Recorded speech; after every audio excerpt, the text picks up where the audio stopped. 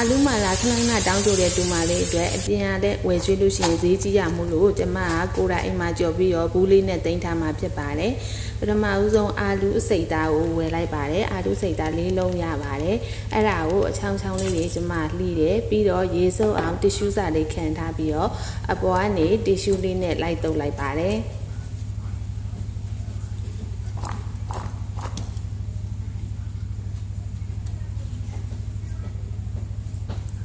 ကဲပြီးရင်တော့အနှစ်ဆက်ပါတော့မယ်ပထမဦးဆုံးကြက်ဥတစ်လုံးကိုဖောက်ထည့်လိုက်ပါတယ်ပြီးရနဲ့ကျမကရိုးရမ်းမဲ့အကျော်မုံလေး၃ပုံတစ်ပုံလောက်ကိုထည့်လိုက်ပါတယ်ပြီးရင်ကြက်သားမုံ2စွန်းထည့်တယ်စားလေး1စွန်းလောက်ထည့်လိုက်ပါတယ်ထည့်ပြီးရေလေးနည်းနည်းလေးထည့်ပြီးတော့တမအောင်မှွေလိုက်ပါတယ်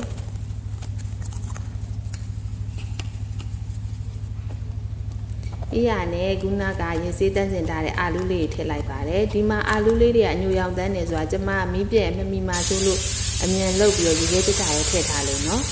ကဲစီပူလာပြီဆိုတာနဲ့ကျမရောင်းတန်းမှာကြတော့ဟဲ့ဒီ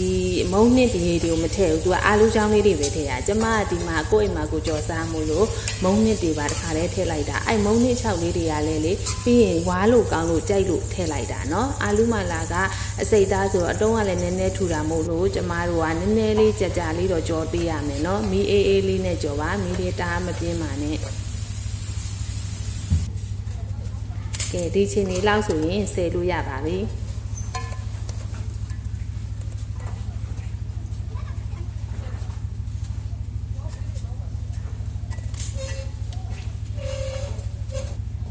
ဒီရနဲ့မာလာမှုံကိုကျမက2စွန်းလောက်ထည့်လိုက်ပါတယ်